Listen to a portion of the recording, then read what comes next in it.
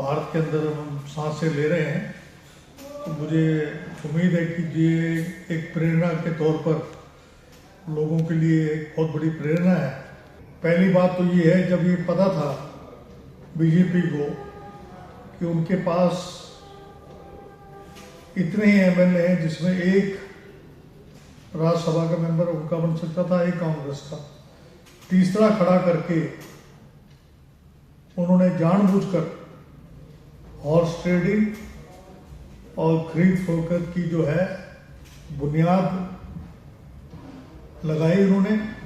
पूर्व मंत्री एवं कांग्रेस नेता कैप्टन अजय सिंह यादव ने देश और प्रदेश में एलपीजी सिलेंडर लेने के लिए लग रही लंबी कतारों पर बयान देते हुए कहा कि पश्चिम एशिया में बढ़ते तनाव के चलते तेल की कीमतों पर दबाव बना हुआ है। एक समय था जब ईरान भारत का मित्र देश हुआ करता था और भारत को सस्ते दामों पर तेल उपलब्ध करवाता था, लेकिन आज की सरकार की कमजोर विदेश नीति के कारण भारत ने अपने पुराने मजबूत रिश्तों को कमजोर कर दिया है। आज जो शहीदी दिवस है, राजगुरु भगत सिंह, सुखदेव, जिन्होंने आज के दिन फांसी को चूमा था, उनको अपने श्रद्धा सुमन अर्पित करता हूं।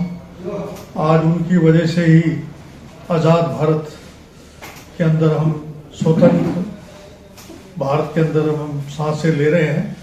तो मुझे उम्मीद है कि ये एक प्रेरणा के तौर पर लोगों के लिए एक बहुत बड़ी प्रेरणा है कि एक देशभक्त होना बहुत जरूरी है, लेकिन उनकी देशभक्ति जो है, जिस मकसद के लिए इस देश को आजाद कराया था, आज लोकतंत्र खतरे में है। आज जो है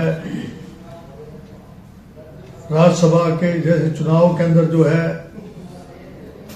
खरीद फरोख्त की जा रही है, लोकतंत्र की सारी मर्यादाओं को भंग किया जा रहा है। और पहली बात तो ये है, जब ये पता था बीजेपी को कि उनके पास इतने ही एमएलए हैं जिसमें एक राज्यसभा का मेंबर उनका बन सकता था, एक कांग्रेस का, तीसरा खड़ा करके उन्होंने जानबूझकर हॉर्स ट्रेडिंग और खरीद फरोख्त की जो है बुनियाद लगाई उन्होंने। और मैं समझता हूं कि बहुत ही शर्मनाक कृत्य किया है। जिन लोगों ने क्रॉस वोटिंग की है उनकी मैं कड़ी निंदा करता हूं। जिस पार्टी ने उनको सिंबल दिया, इस पार्टी के लोगों ने मैंडेट कांग्रेस के नाम पे दिया था, लेकिन उनके नाम के ऊपर कालक पोत के उन्होंने एक घिनौना कार्य किया है और पार्टी के साथ गद्दारी की है। मुझे उम्मीद है कि जल्दी ही उनके खिलाफ सख्त कार्रवाई होगी। हाल ही में राज्यसभा चुनाव पर बयान देते हुए कैप्टन अजय सिंह यादव ने कहा कि लोकतंत्र की सभी मर्यादाओं को भंग करते हुए राज्यसभा चुनाव में खरीद फरोख्त की गई है। भारतीय जनता पार्टी को पता था कि इतने ही वोट हैं, एक राज्यसभा सदस्य कांग्रेस और एक भाजपा का बनेगा, और उसके बावजूद उन्होंने तीसरा कैंडिडेट उतारकर खरीद फरोख्त की बुनियाद बनाई है।